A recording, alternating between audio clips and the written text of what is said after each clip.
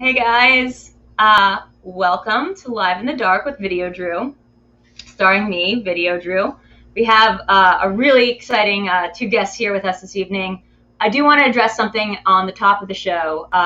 It's been a year, almost exactly, since we started Live in the Dark. We've had a really great year and done a lot of amazing things, and that's been mostly with the help of our amazing cast and crew. Going forward, we are no longer going to have Danny with us, unfortunately. He's decided to pursue some other projects, and we wish him all the best with that and whatever he chooses to focus his attention on, because he's an incredibly talented and bright and shiny bird, and we love him forever.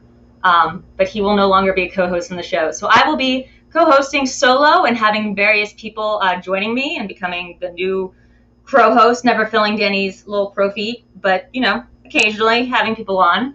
Tonight we have Adam Collins joining us remotely, and a very special guest joining us physically in the physical space. Okay, just wanted to get that off my chest, and I hope you guys enjoy the show. And I'm really excited. And yes, Danny will be missed a lot. Sad. But anyway, roll tape.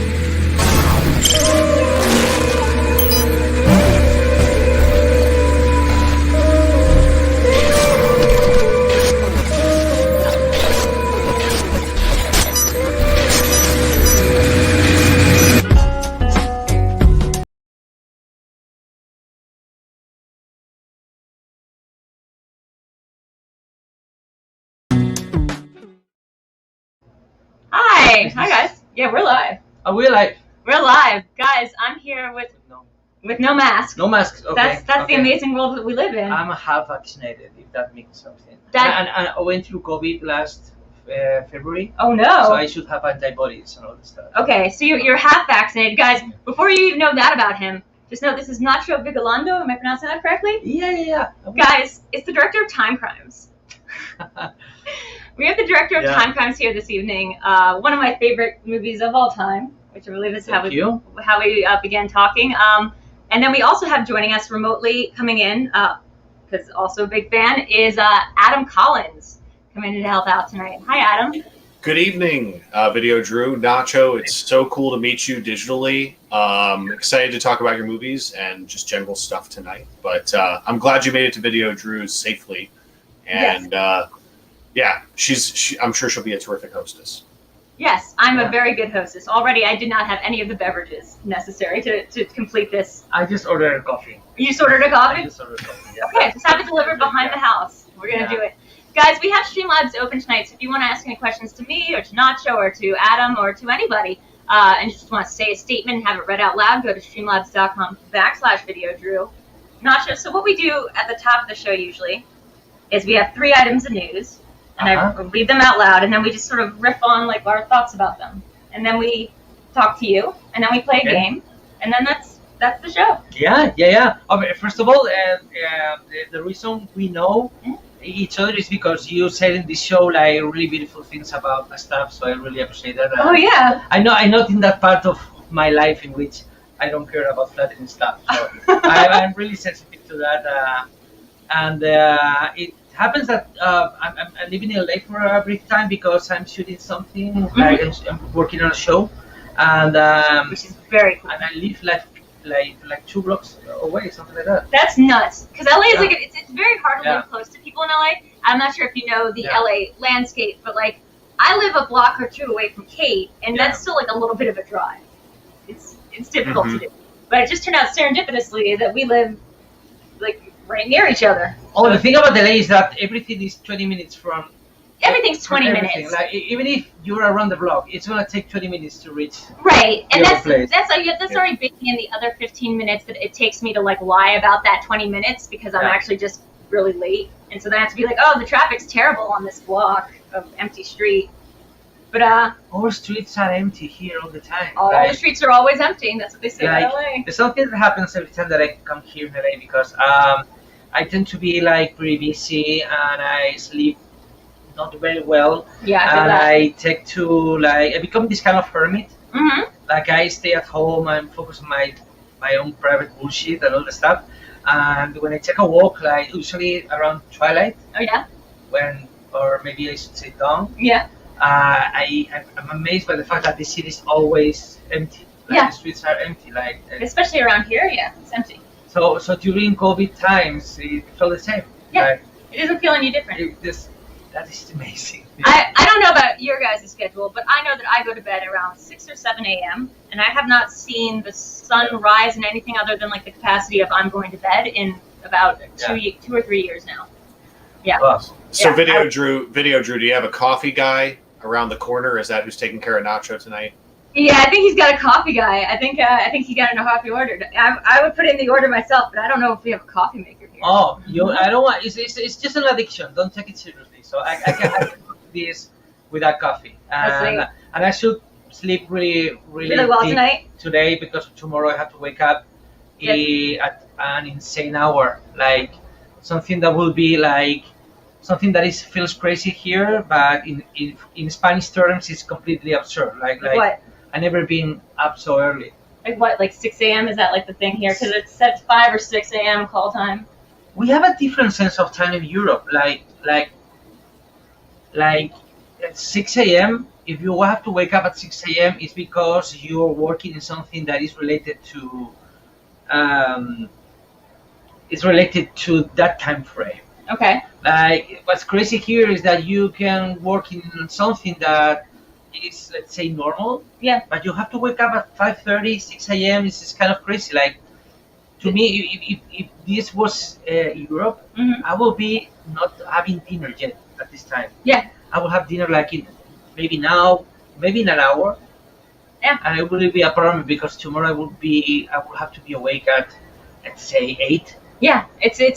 So that's crazy to me. I mean, I remember when I first went to Europe, and then I swear to God, we're gonna get to the news. But I remember when I went there, I had this. We were talking about jet lag a little bit earlier. I had this issue where I woke up and I thought it was the morning. So we went out and we started to get breakfast and stuff. We were in Italy, and I realized like nobody eats spaghetti and drinks wine in the morning here, do they? And like my friend who I was with was like, no, they absolutely do. This is a normal Italian thing. You drink wine in the morning. I went, I think it's 7 p.m. I think we slept through the day. I think we're actually at nighttime. It's that weird feeling of disassociation. That's right. Oh, we got a huge super chat. Thank you so much, Amber. Sorry that it's not making those little noises for super chats. It will for donations. A happy 1 year. I am so happy to be part of this amazing team, and I'm so thankful to know you, or just thankful. Happy Live in the Dark Sunday. Welcome to co-hosting, Adam, and welcome to our fun family, Nacho. Oh, thank you. That's nice. Yeah, thank you so much, Amber. What I was going to say, Video Drew, is I think any time of day we could all agree coffee and pie is a winning combination. I'm sure we'll get to that later. Mm-hmm. Mutual love of a certain intellectual property that might be represented on your couch. Yeah. I don't. Cherry pie is something that is so strong. It is so sweet. Mm-hmm. That is something that you eat once in your life for like this kind of for this cinephile attraction. Yeah, for the appeal of being like I'm doing the thing from the thing. But you never repeat that. I mean, you never repeat that. You never take that twice. If you're Nacho, you'd never repeat the experience of eating cherry pie. Oh no. My blood is. I can feel how my blood moves slower as I eat something as coagulates. Cherry pie. What's it called? What's the word I'm looking for? It collates. It coagulates. Yeah. Oh, it coagulates. Yeah. Coagulates. It coagulates. Se coagula. Sí. Okay. I don't speak a word of anything, even English. Coagulates. Coagulates, yeah. You can hear your blood stopping. Yeah, you can do that. As the traffic in rush hour. You can tell how blood stops functioning in the normal way when you're eating cherry pie. I think Adam specifically, by the way, we got a super chat from donation from Galago saying, woo, I'm so pumped for this episode. Me too. I would even be more pumped if there was a noise with this little donation so I can make sure I got to them. But you know what? They will be coming. The noises are showing up for the Schmoedown. So guys, send those in. I do want to say, I think Adam was making a reference to a certain show that we all three of us enjoy. That might be the background if you look not at the green screen, but at the screen is my shirt certain references, but we will be talking about them in a hot minute. Oh wow, a huge donation from Maxwell saying, guys, you guys are just being so Hey, generous. Maxwell. Happy 1 year indeed. Thanks for letting me join the crew. I'm a huge fan of Nacho and Colossal and Timecrimes are brilliant. I mean, strong agree. Oh, thank you so much. Strong agree, guys. So let's read the news. Let's get a little bit into the news. What is happening? We have some specialty pick news that we are doing specifically because of, I think, Adam, because you mentioned something and I managed to get it. I'll read these out loud. Netflix announces a live-action Resident Evil show. The series is being set nearly 3 decades after the discovery of the T-virus. An outbreak reveals the Umbrella Corporation's dark secrets. Do we need an outbreak to tell us? I mean, didn't we already know the Umbrella Corporation's like bad? Like run by vampires. Well, excuse me, go. oh no, you first, sir, please. So the series is set nearly 3 decades after. Yeah. In franchise terms. Yeah, no, I'm seeing what you're getting. Which video game time are we covering? And we're talking about post-apocalyptic timeline. People are just now discovering the Umbrella Corporation is bad. I guess whoever's left on Earth is now figuring it out. I'm a huge fan of the Resident Evil franchise. Oh, so is Adam. You guys. I don't know if I'm a fan because I enjoy those games, but if you ask me about the timeline, it's a huge mess. Like I have no idea. Well, yeah, but what happened in which order and why the characters are like close to the camera at some point, but later they disappear for 3 decades and then they come back. Right. With a different face. I don't know. Is there an actual continuity that movies can relate to base? The movies, no. I believe my friend had a podcast, Tom, and you can speak to this, Adam, but like, I believe I had a podcast called Worst Corp Ever, I believe is what it's called, and it was about pretending to be employees for Umbrella Corp and living in Raccoon City, which I believe is what this show is. And there is a very funny, like, The Office kind of parody to make about, like, working for these guys and under the Umbrella Corp, but I don't actually know anything about the Resident Evil games. I've seen some of the movies. The continuity seems like at this point it would just be, I don't know. Like it's already the apocalypse. What are you gonna reveal? Adam, do you have any thoughts? Yeah, the games, as Nacho said, have a very inconsistent continuity, and so by the time you get to 4, it's already sort of a reboot of the series, and then 5 and 6 kind of continue in that vein, and then 7 and 8, the most recent game, Village, which is the 8th game, those 7 and 8 kind of have their own new twist on the story, but it's all ties back to Umbrella loosely. They have characters coming back from the original game. The movies, in my opinion, never delivered. I've seen all 6. Nacho, I would prefer to see your version for sure, compared to what I've seen thus far. But the new movie sounds very promising because it's based off of the Spencer Mansion story from the original game. And this series, I don't know if it's going to be connected to that movie at all, but what I'm excited about is that we're finally moving on from those 6 movies and kind of doing this reboot and connecting it to the source material more. Because I think as long as you take those bones and build on it, you got a lot of good stuff to use here. 30 years is kind of puzzling, but we'll see how it plays out. Now, real quick, this one is about zombies, right? It's a pile of things. It's just a pile of things on top of each other. It's clones. It's clones. And a gigantic crocodile. There's a gigantic crocodile? Yeah, in Resident Evil 2. Okay. Yeah. I have the 6th or 7th one, and I couldn't get past the part where my wife comes at me, and I have a gun, and my instinct is, because I don't play a lot of video games, and I don't have good hand-eye coordination, I get scared very easily, but I love scary things, is I just start shooting wildly, and I can't get past the part where my wife is attacking me at the doorway. I don't get to the credits of the game. Oh, you should check the 7th game in the series? Yeah, that's the one I think I have. With the VR. The VR helmet. Oh, that sounds terrifying. The Texas Chainsaw Massacre. Yes, exactly. Oh my God. I went through the whole thing in VR. Oh my God, that's amazing. It's an experience that I truly recommend. I mean, if you're a hardcore fan, we're both hardcore. You may be too scared to. I mean, number 7 is so terrifying. Yes. that they decided to scale down the horror for number 8. Really? Yeah. I couldn't stop shooting wildly. My thing was I couldn't get past the level. I got frustrated. I love being scared. I love it. It's the best sensation. It's the most feeling alive you can possibly be. I think is the feeling of being scared. I agree. I used to go to sleep. I would. I do want to get to the super chat real quick. So let me interrupt myself and say, quick strike through donated $20 saying happy 365th day anniversary. Here's to another billion weird days more. Loving the people on screen and the chat as well. The community is amazing. All the love. Thank you so much. And let me see if I think I missed something else. Let's see. I think I got it all. Yeah, I think I got it. I'm good. The thing is, do you remember they were trying to make a Grand Theft Auto video game like time ago, like a few years ago? There was a rumor. It was rumored to for Grand Theft Auto to have a live action adaptation, like a feature film. I'd be fascinated to know if how's that's going to be different from Fast and Furious. But we do have somebody asking in the comments, can we get Nacho's thoughts on Primer? If you've seen it, have you seen the movie Primer? The Shane? Oh yeah. Look, that movie was made. I mean, I have to confess, this is the first time that I speak about this out loud. Oh wow! Yay! I was truly scared by the time Primer won the big Sundance Award the year we were like about to start pre-production on Timecrimes. Oh no! So once that movie becomes instantly a cult hit because it wins Sundance, and it has a really weird shape for a Sundance film. Yeah. I mean, it was science fiction, low budget, and all the stuff. Timecrimes is a lot of. Primer's a lot of things. But all I got from the news by the time that movie became popular, I just got a few hints here and there. Yeah.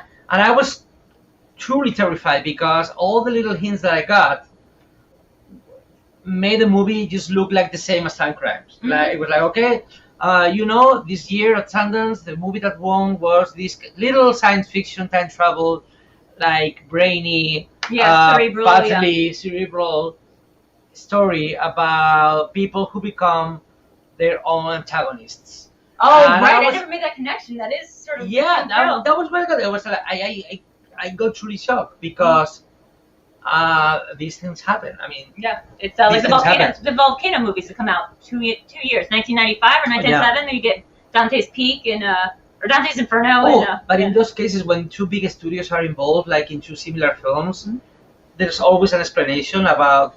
Because that's a big corporate movement, like that's a big decision. It happened so many times, especially in the 90s and 2000s. It happened a lot, like two Robin Hoods at the same time, two animated features at the same time. There's Mad Max. Road War. Or there's whatever one came out in '85 is the Mad Max film that came out in '85. Follow That Bird and Pee-wee's Big Adventure, all three of which had to deal with monsters in trucks, and somebody traveling across like a barren landscape to find something that they lost. Yeah. Beyond Thunderdome. There we go. When it's like a corporate movement, when it's like too big, because it at that level everybody knows what everyone else is doing. Like there's no secrets in the at studio level. Like they all know each other and they all share stuff and everything. But in my case, like Shane Carruth and me, we're like both small guys just doing their stuff in different parts of the globe. So it's these kind of coincidences are like infrequent and they have an explanation. And it's terrifying if you're involved in the comparison. It's to use a phrase from another indie filmmaker these days. It's synchronic. But at the end of the day, it's like we all like on the planet. We all watch almost the same movies at the same time. So it's kind of you can find some kind of Jungian kind of explanation about why we decide to come up with this kind of ideas almost at the same time. But the thing is, at the end of the day, when I watch Primer, I had this really big sense of relief because the movie, it's a masterpiece. But it's a completely different masterpiece than my little film. It's so funny because I was talking about this last night. I was talking about. I'm not implying that mine is a masterpiece. Sorry. No. I see exactly what you're saying. And Adam, I'm sure you've seen Primer, right? I'm sure. It's been a while, but Primer to me is a movie that people hold up as like the perfect time travel movie because it has like I think in a way it's because it does a lot of bells and whistles to make it seem like the convolutedness is something to make it. It's like smoke and mirrors a little bit because you don't really know.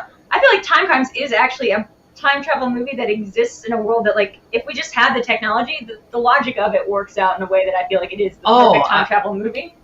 Yeah, I wouldn't never compare both, especially like because I'm in a difficult position. Like, oh, absolutely. No, it's kind of, I'm saying that. Yeah, I like Primer. I mean, the thing that I like Primer the most is that it's a movie designed for you to get lost inside. Yeah. It's not. Sometimes when people like claim that they got the whole point of the film and they, you know that they're lying if they say that about it. They're kind of lying because the movie's not meant to work that way. Yeah. I mean, you are supposed to feel like protagonists in the story in which they get lost. Yeah. And you should feel the same. So I truly enjoy that film. I really love that one. I love Upstream Color, his second film, a lot. I was talking about Rian Johnson last night because when Rian Johnson was making Looper, he actually encouraged to come on and sort of help him with the time travel logic of it all. If you guys don't know what we're talking about, time travel logic is incredibly hard to do well. I'm imagining. Like, it is incredibly hard to figure out what the laws are of that. Yeah. Yeah. But on the other hand, we shouldn't celebrate a movie because it keeps the logic.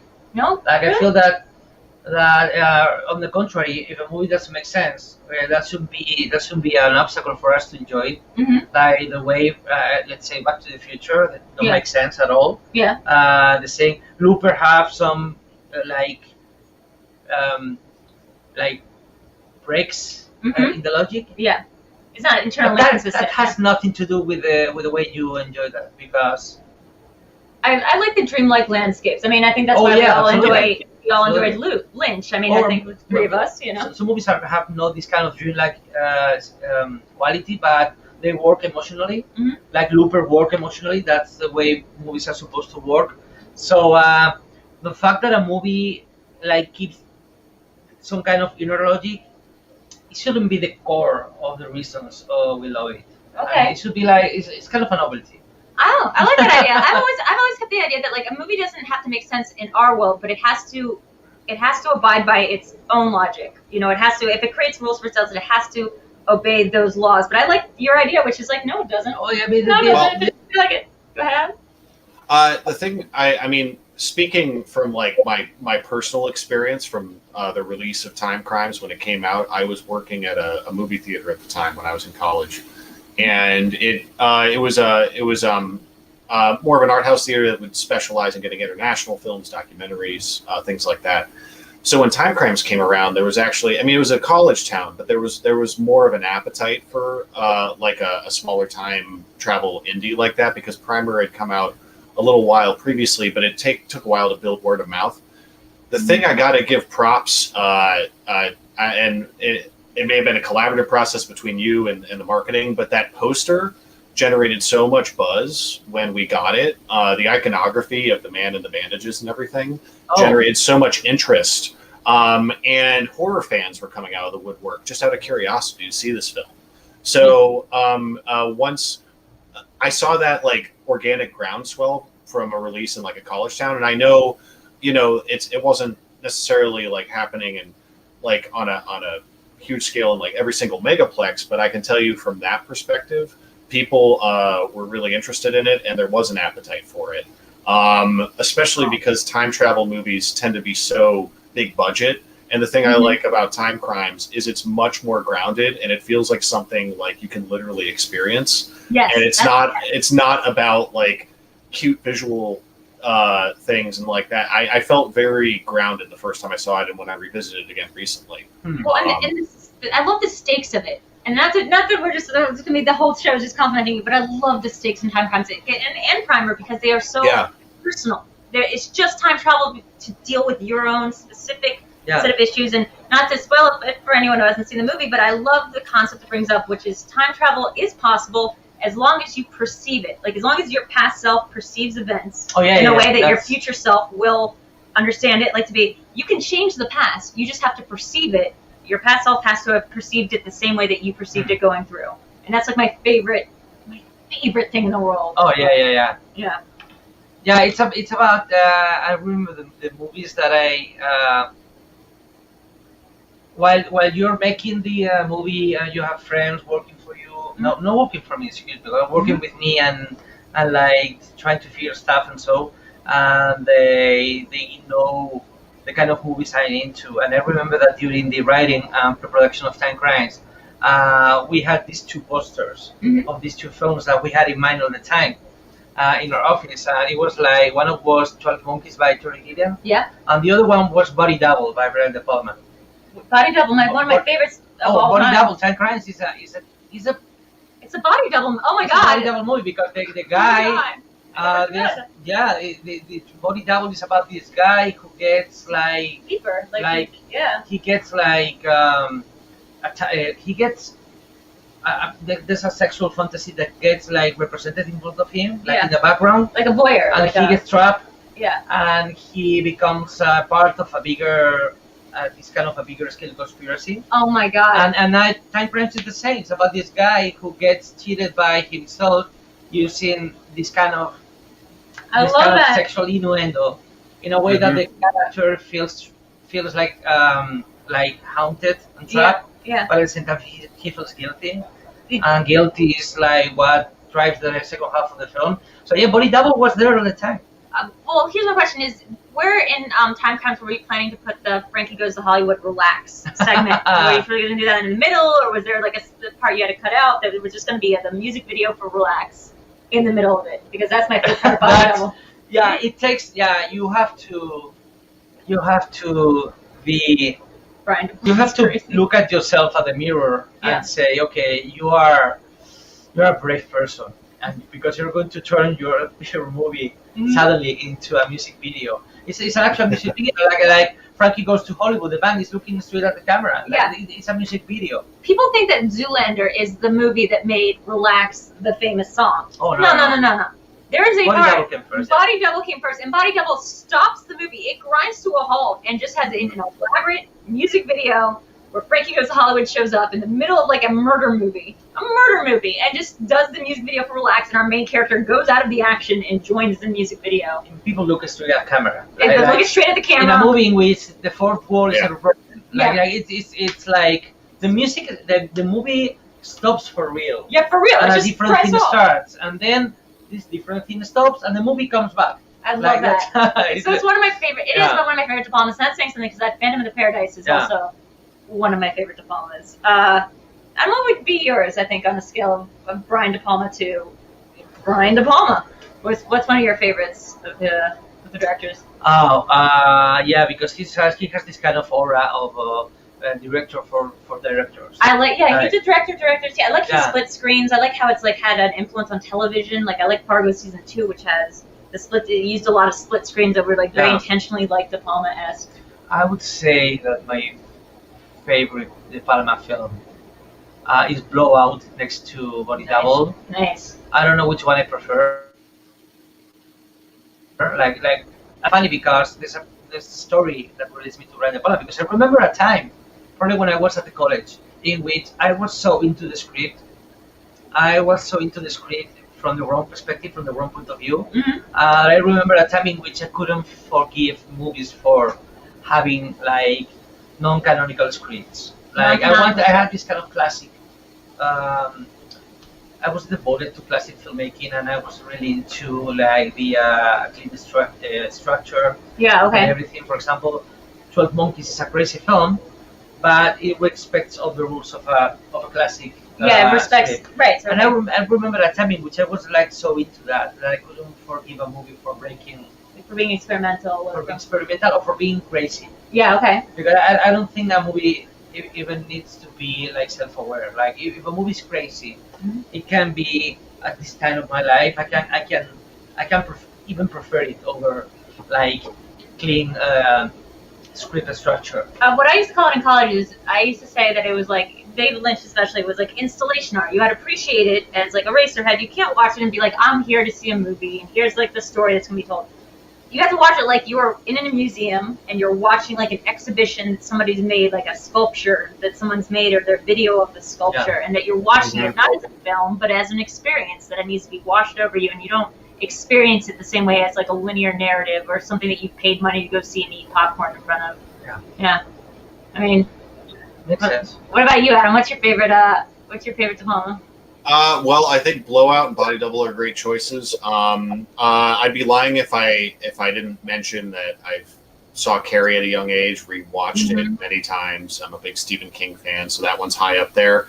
But I got to give some love for the often overlooked Raising Cain, starring John Lithgow. Oh, Raising Cain. Yeah, I think that is a cool, overlooked movie with a great, crazy performance from John Lithgow. What's Raising Cain? I don't think I've heard of that one. Raising Cain. Yeah, no, Nacho, go ahead. Oh yeah, if Body Double wanted to be Vertigo, Okay. Raising Cain is this crazy ass version of Psycho. Oh, Yeah. Wait, it's not the one. It's Psycho, it's not yeah. Dressed to Kill. I thought Dressed to Kill was his Psycho. Also, kind of like his Psycho. I Right? think the point of view device that Hitchcock played in Psycho. I mean, shifting the point of view Yeah. and turning the movie into something different, like every 20 minutes. Mm-hmm. The movie in which he tried to replicate that to the edge in the most extreme ways is Raising Cain. Oh wow. But you have to see the recent director's cut that they came out, Okay. in which you play it's like in the Blu-ray now. It's easy to find the director's cut of Raising Cain. Raising Cain is the most strange De Palma film, which is a lot. That is saying something. That is because- saying something. Yeah. It's like he took the John Lithgow character from Blowout and gave him his own movie and then cranked it up a few notches. I love Lithgow. That's my favorite Lithgow. It's just it's a very earnestly crazy movie, and I think people should definitely check it out. And look, guys, we're still on the Resident Evil portion of the news segment, but no conversation about Brian De Palma would be complete unless we mention Bonfire of the Vanities. It's the craziest movie. One of the most famously terrible adaptations of all time, but ambitious in its terribleness. Ambitious in the way that it failed. So much so, I think they made a documentary about it. I mean, I love Bonfire of the Vanities. It's one of my favorite books of all time. I feel there are two kind of Brian De Palma films. Yeah. The crazy and the sane films. The Crazy and the Sane. The crazy films are the ones we've been mentioning in this conversation. The sane ones are like, let's say, The Untouchables, Scarface. It's kind of a sane film. Yeah. I mean, I'm not saying that it's Same like that it. is worse. Same like it makes sense. Like you can Saying understand like it. it's coming from a same place. Yeah, right. Same place. I like that. And the Bonfire of Vanities is a movie that it's a strange case of a movie that was coming from the same place, from the same Brian De Palma's place, but it became crazy in the middle. Like something happened Yes. during the process and became crazy. Because the story itself is very grounded in the very events of New York, of being a master of the universe. It follows a very linear story of just some very different perspectives and stuff. But the movie itself is bonkers and it's crazily cast. Yeah. It's crazily cast. So they have Bruce Willis as the guy who's supposed to be British, and they have Tom Hanks as the guy who's supposed to be like the master of the universe, American Psycho kind of figure.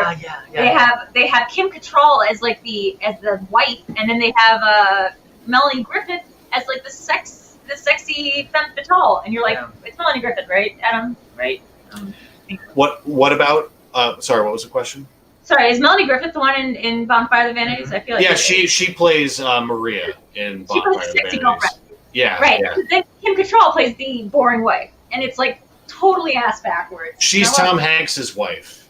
Yeah. In that movie, yeah. I mean, the thing with De Palma and weird cast choices. Yeah. Goes through all his filmography. Yeah.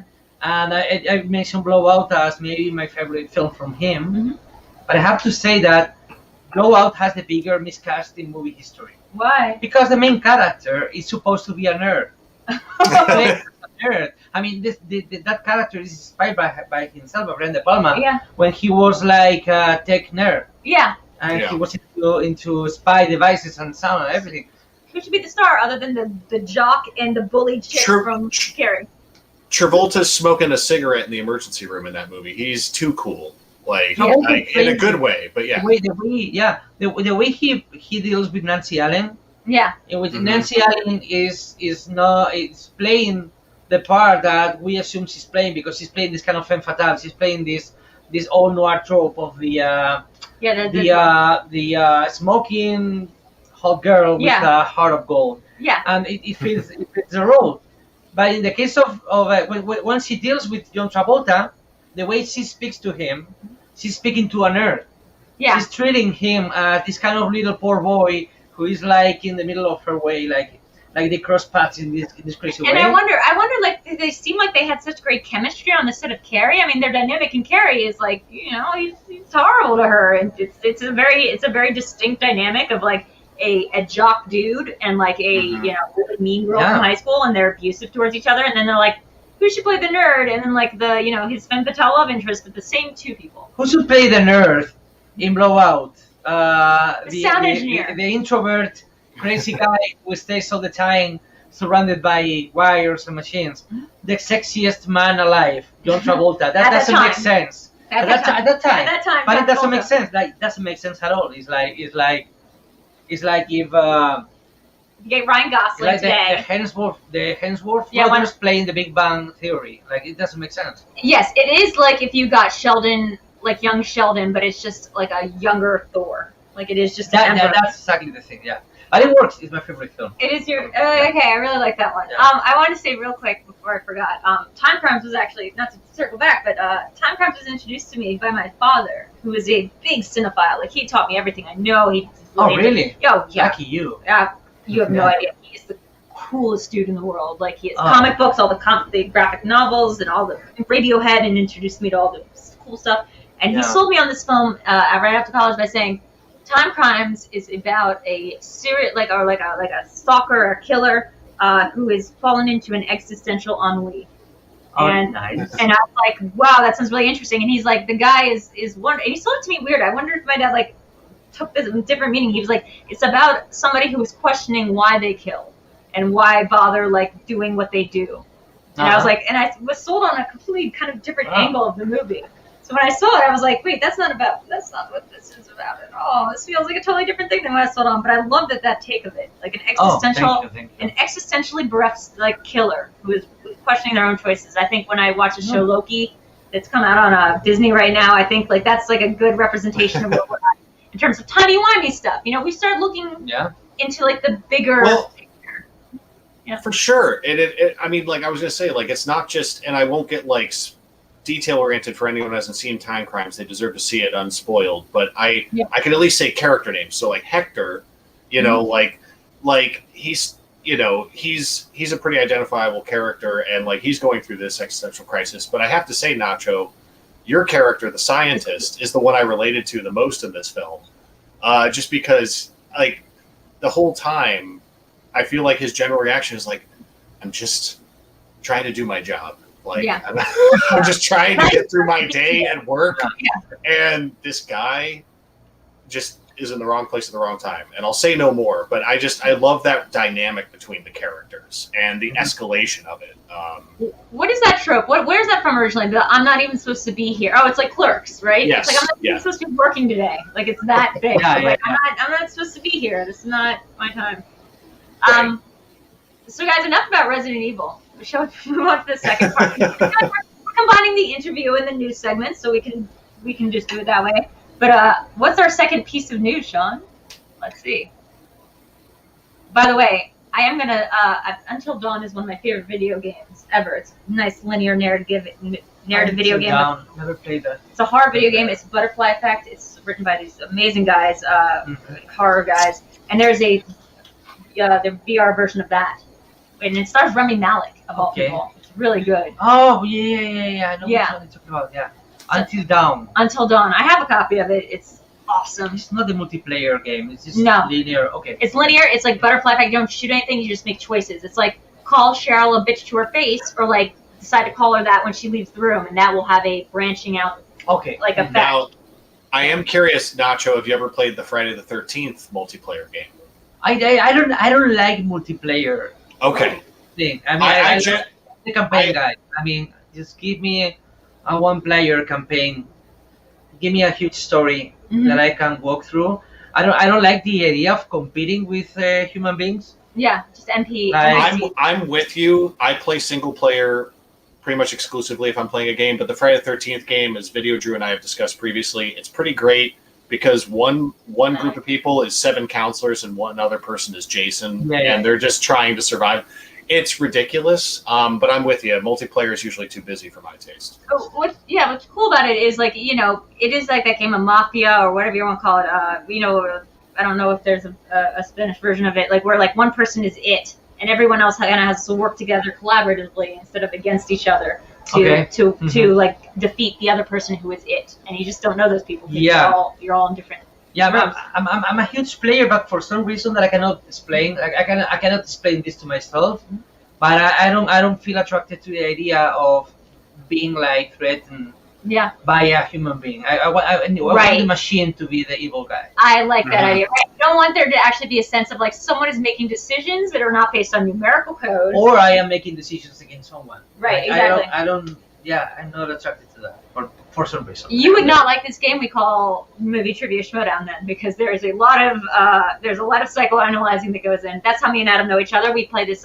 You'd actually really like to watch it. It's a movie trivia competition that has the veneer. It has the outward surface of the wrestling culture here. Like WWE. The pageantry. There's spectacle to it. There's good guys. There's bad guys. You're on different factions. There's storylines. But then the game itself is real, and it's just answering movie trivia. And Adam is actually one of our, very humbly he is, but he's one of our top tier players that we have, and so is his partner Marisol.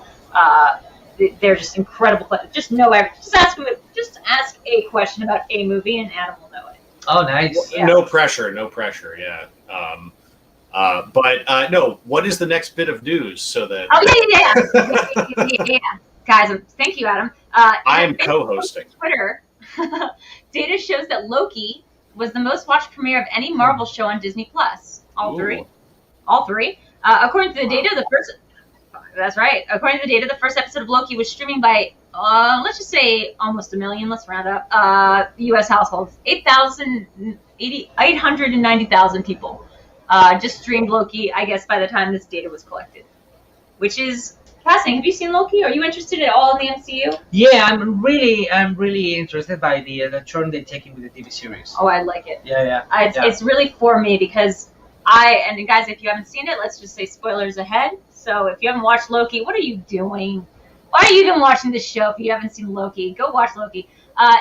Loki takes the ideas of all the stuff that's been so important in the MCU, so critical that we've considered like the reasons people die, the reasons that people live, and just goes, okay, that was like small potatoes. Like there is something so much larger and so much vaster than like what the tiny glimpse of this tiny universe we've been given a thing of. And I love that. It's interesting because if you're taking this direction, like changing the scale of things and making amplifying them so much, where's the limit? Like, it's like the Marvel universe is slowly becoming the DC universe in terms of the cosmic scale of and grandeur of the whole thing. Yeah.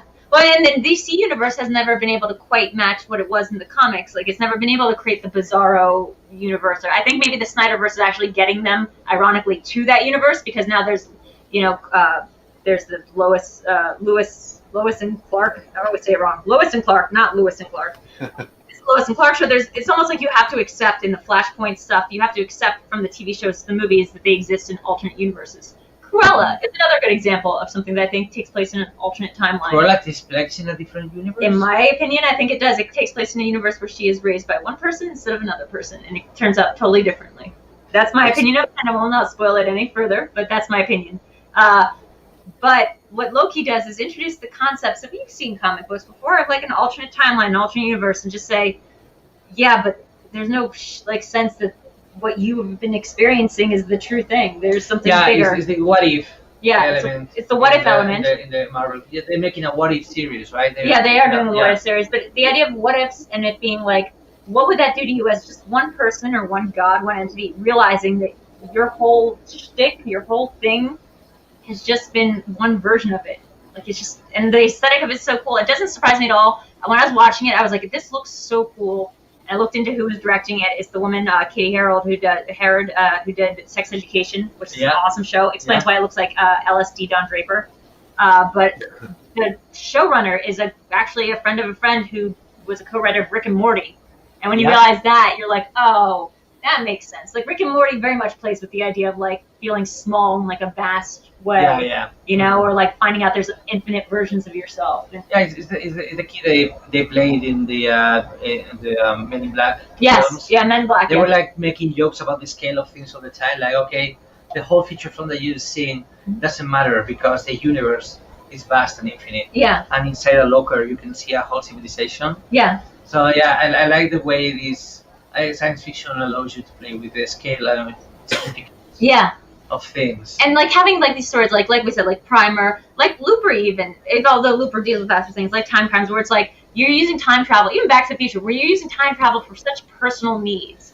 And like then you be like, what if Marty McFly realized that like he was dealing with something that involved cosmic variance, that involved like just one thing out of the timeline can screw everything up. I won't say any more about the episode. I will just say it is kind of bullshit that like it's Loki's problem. He didn't have a time stone. He didn't mess with the timeline. Like someone else did, and it's not on him to like have to be accountable for it. And that's my only thing I'll say about it. I think it's interesting. You know, now I have a tradition. I have a tradition I've established with these Marvel shows, and I'm willing to accept a certain threshold of spoilers for the first like 3 to 4 weeks because I like to let the episodes build up. And then even if I pick up on a handful of spoilers when I still watch the show, it's still its own experience. So I'm letting Loki build up a little bit. We haven't seen it. But I'm really excited too because I think I already get the impression that the show's embracing the nature of the character, not only in the MCU but in mythology in general. And I think Tom Hiddleston, obviously, there's just so there's such legs to his version of the character at this point. And I mean, you see it for yourself. Both he and Black Widow technically perished, and now they're entering the biggest phase of their MCU career. So who knows what's next? Well, and I mean, and I didn't know you hadn't seen it, and not to spoil anything for anybody, but to say that Loki is dead, and now there's another Loki. That's something you just know going into it. Now there's another Loki. For that Loki, from the one that exists only to the events of the Avengers, to have to reconcile with what that other Loki turned into and what that person was, or that entity was, and to have to like look at it and look at the scope of it is so beautiful in a way. It's so like impactful. It does feel like those best Rick and Morty episodes where you're just like, oh wow, the universe is vast, and like I'm just such a small little insignificant part of it. And then Owen Wilson, just really good Owen Wilson. Just, wow. Yeah. I don't want to spoil too much about it, so we'll move on to the third piece of news that we have tonight. Let's see. Let's see. Somebody says, thanks, Sean Berto. Completely fantastic. If you like Loki, says Garth, I recommend reading the TVA issues of Fantastic Four, Thor, and She-Hulk. I'm very suspicious of the TVA. I won't say more than that. I'm very suspicious of their agenda. Jurassic World Dominion preview to drop exclusively on F9 IMAX screens. The 5-minute preview, Jesus Christ, includes a prologue to the film's history, like to dinosaurs. Okay, and it's set in, yeah, I guess so. And it's a prequel? No. It's just the 5-minute trailer is a prequel. It's set 65 million years ago. I don't need to know about the dinosaurs being created, guys. And during the Cretaceous period. Yeah. Cretaceous. Cretaceous. So that's fascinating. I hope that this somehow ties into F9, and it's sort of like Dom and his family, like going back in time, and because you know that Fast and Furious franchise will eventually hit going back in time. That's the one thing they haven't done yet. Space, submarines, time. Oh wait, they did submarines, so just space and time. I'm ready for Vin Diesel versus ghosts. That's all I want. Yeah, I want him punching ghosts. Oh, I love it. You know, I did a story recently, a script for Mark Ellis and Rotten Tomatoes about Vin Diesel in The Iron Giant, which was his first big starring role. He says 28 words that entire movie.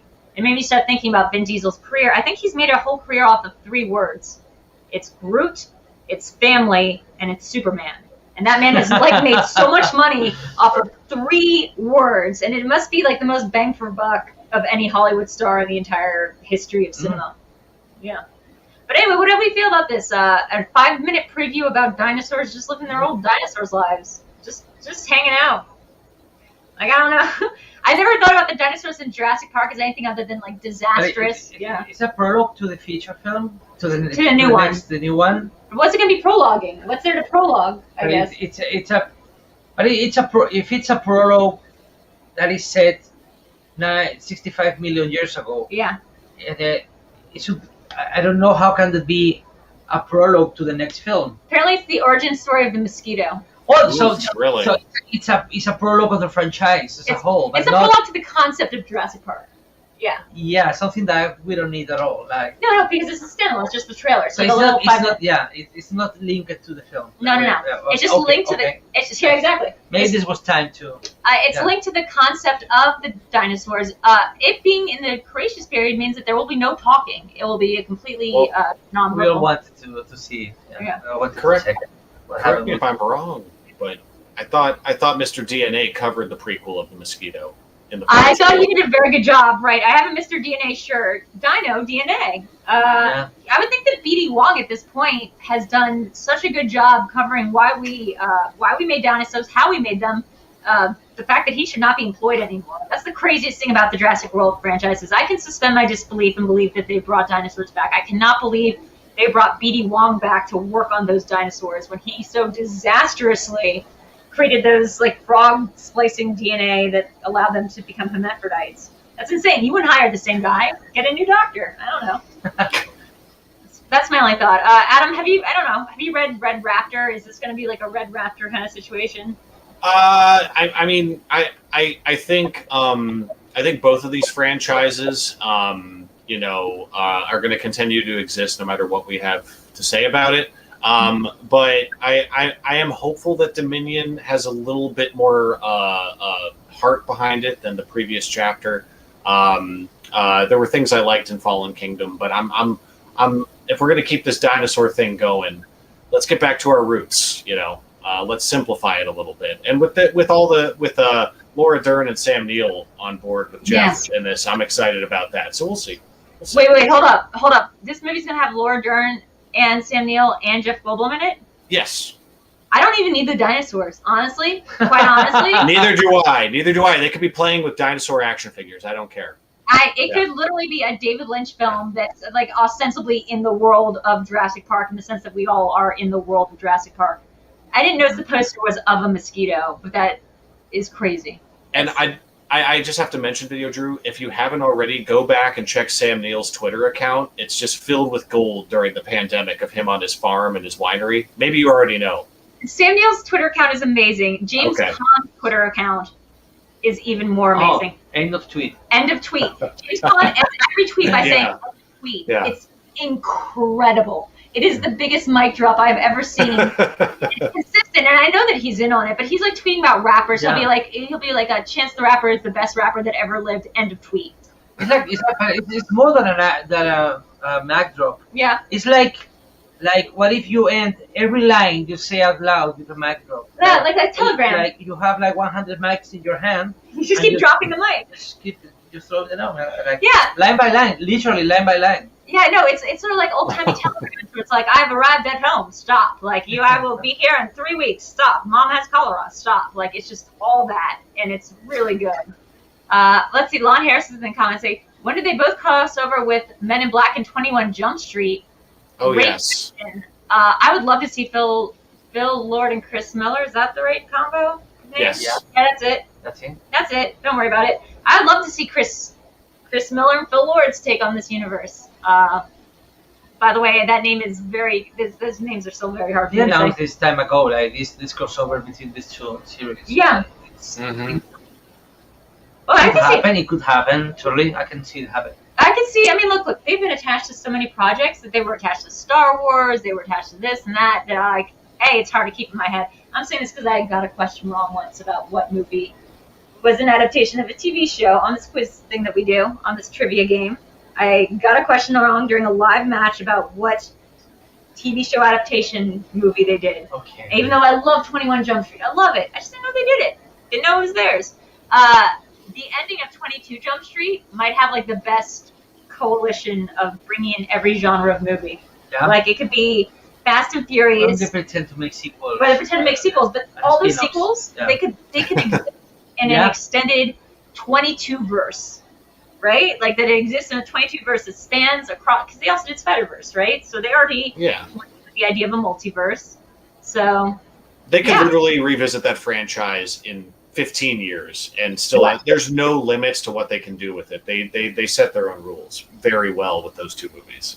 We got a great question from the comments from Lon Harris. He writes Honest Trailers. You've ever seen Honest Trailers? Yeah. So he's the writer for those. Oh, really?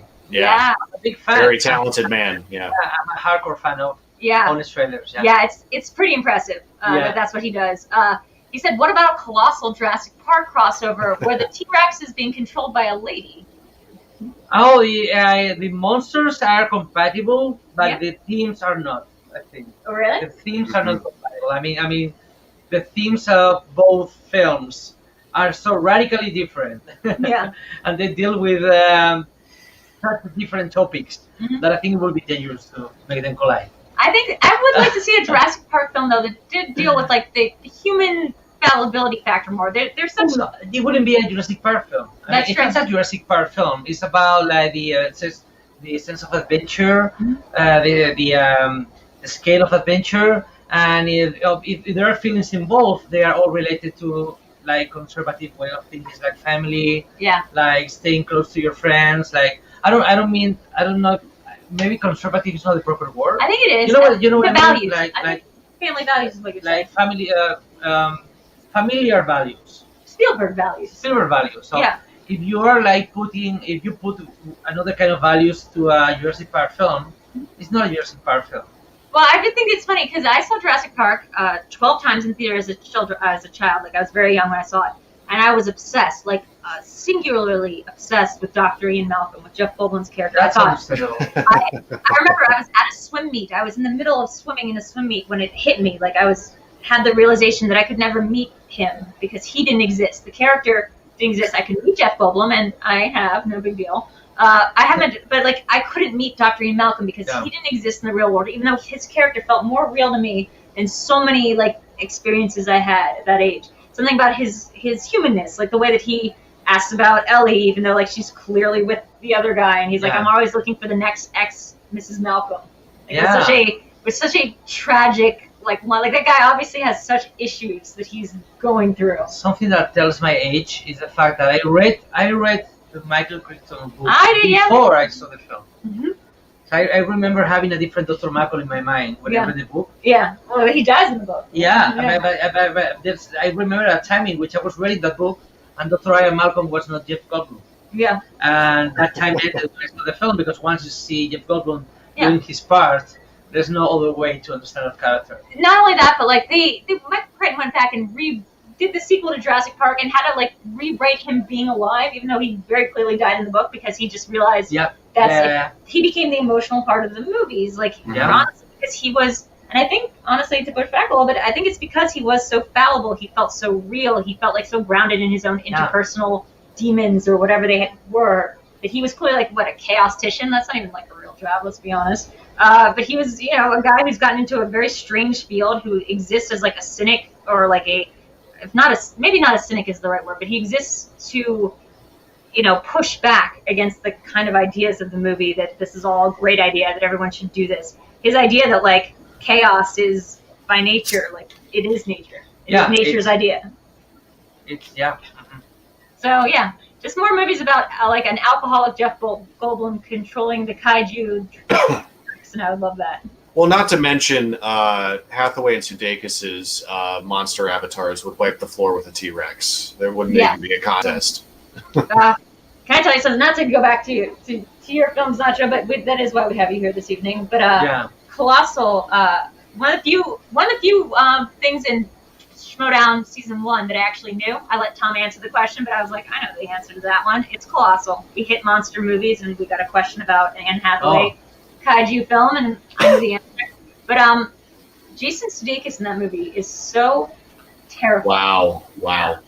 Yeah. Wow. You've probably gotten the best performance out of Sudeikis that will probably be had. Oh my God! Ted Lasso's great, but Ted Lasso is amazing what he's doing there. But what you got was such a scary. If you guys haven't seen Colossal, it is the idea of sort of kaijus, but they're representative or inner demons almost. Like No, that's all. I don't know. Sort of. It's up to you. I mean, it's better for you to. Yeah.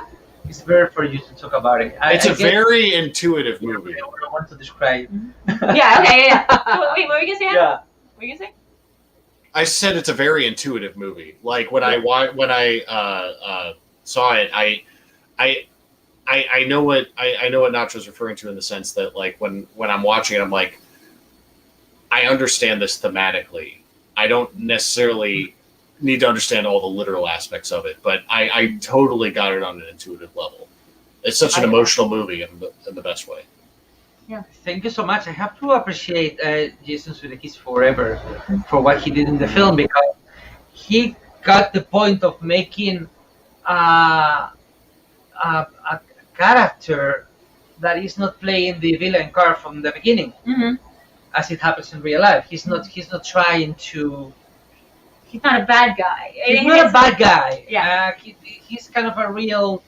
He's like a bad guy in real life, where bad guys are not holding a sign being like, I'm the sign villain, saying not twirling a villain. mustache. You know? Or those films or those TV series in which when someone is revealed as a bad guy, suddenly becomes it has a different Look, code gesture, like he speaks in a different way. Like yeah, it's revealed. They take off the mask. They've known the whole time, and they've had a master plan. I love Scream, but like the evil guys from Scream, once they reveal, they become like the Joker. Like they act in a different way. Mm-hmm.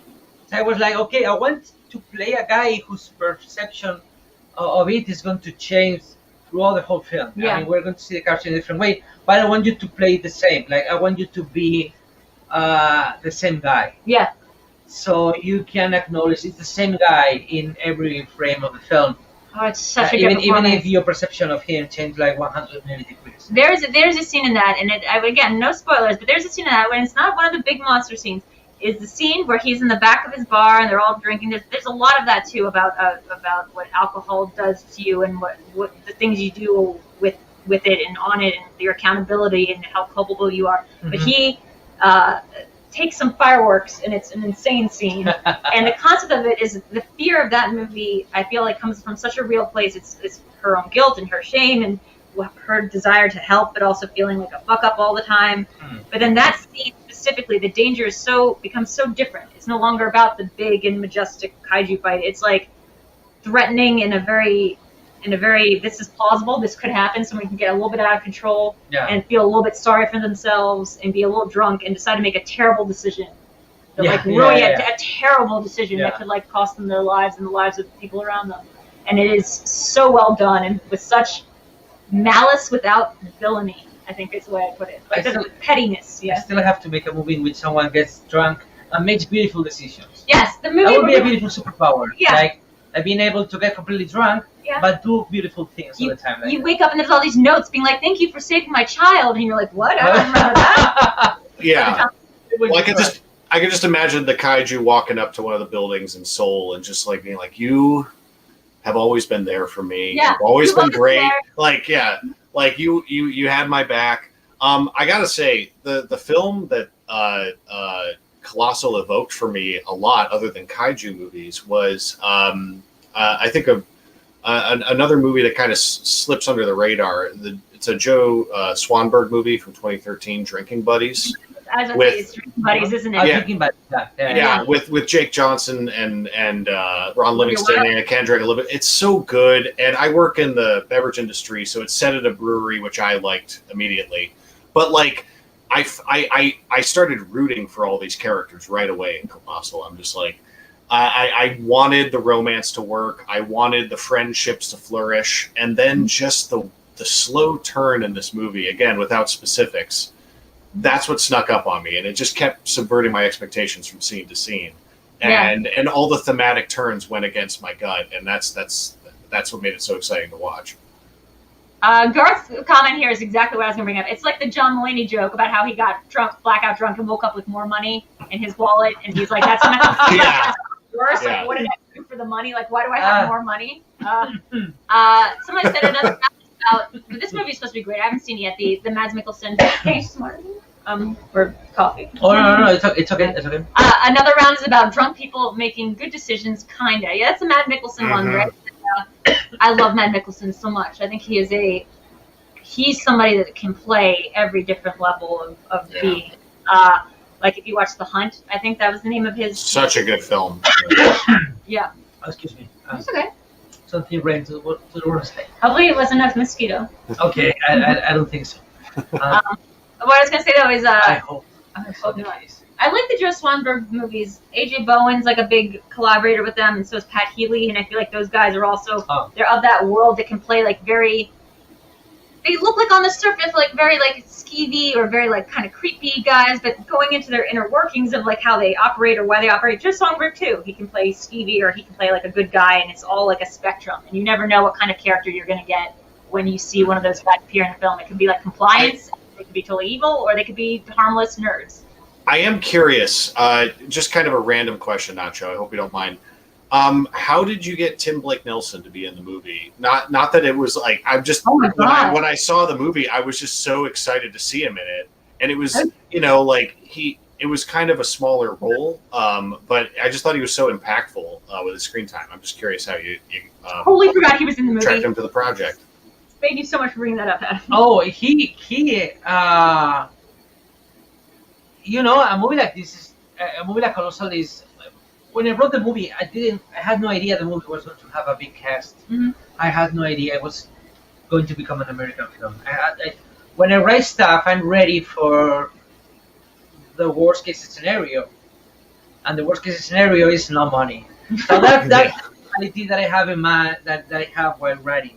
So I never expected this kind of cast to be available for this film. Mm-hmm. But once you are like building the film and get finance and get cool name attached to it, and then you have an agency and they like give you the full list of names, and then you go through it and then you realize Tim Blake Nelson is available, and oh my God, you got completely crazy.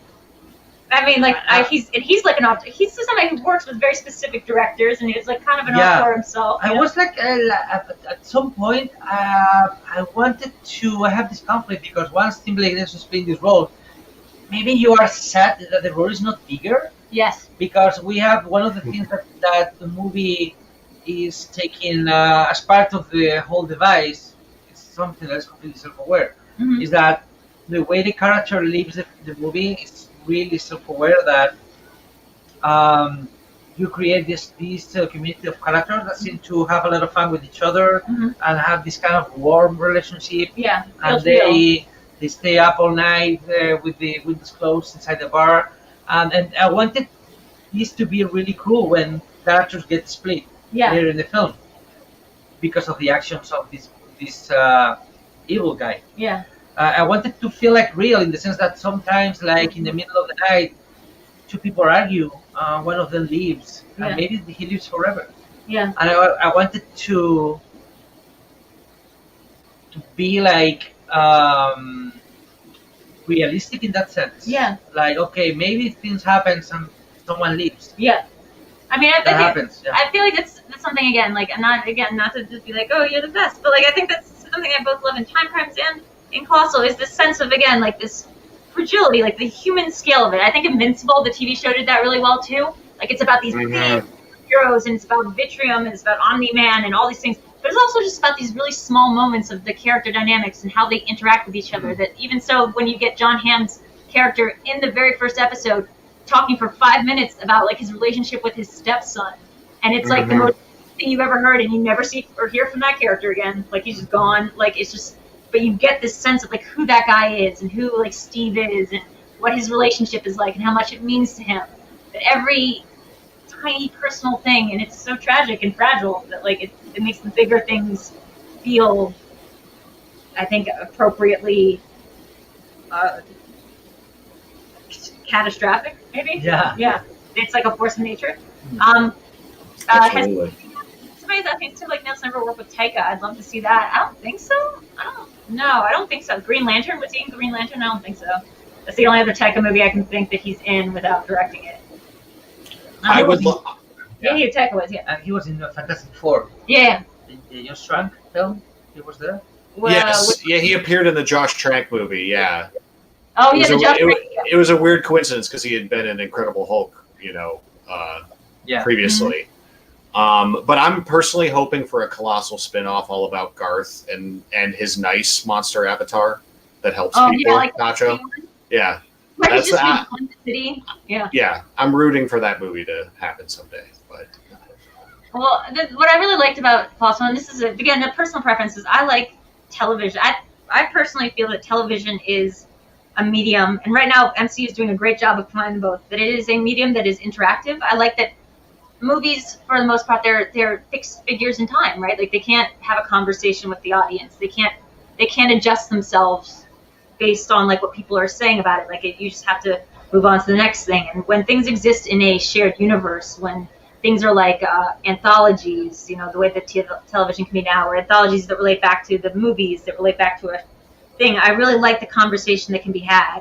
And I think I would love a TV show about Colossal, like that just exists in the world of Colossal, where it's just sort of these smaller stories or these other stories that don't even aren't about the big monsters, but are just about the universe that it's set in. Why does the logic, like where does this magic happen, and who does it affect, and who's lucky or unlucky enough to be burdened with it? Oh wow! If it was a TV series, I will have to rethink it from the get-go. I will Really? have to, because I mean, where do you go with the story as it's told in the film? Like, there's no way. Like, the story goes nowhere in a way. Like, Yeah. like So maybe there's other places. That, I don't think I ever made a movie in terms of world building. Okay. Like, for some reason, I always build stories in our world. Okay. I haven't never been able, or never, I never wanted to create a universe or A shared. a context in which multiple things can happen. Like, Oh, I see what you're saying. Yes. Yeah. Okay. So when I think of what's the name? Aaron. Is it Aaron B. Moorhead? Or I have trouble when there's two directors. It's the guys who created Synchronic and who did The Endless.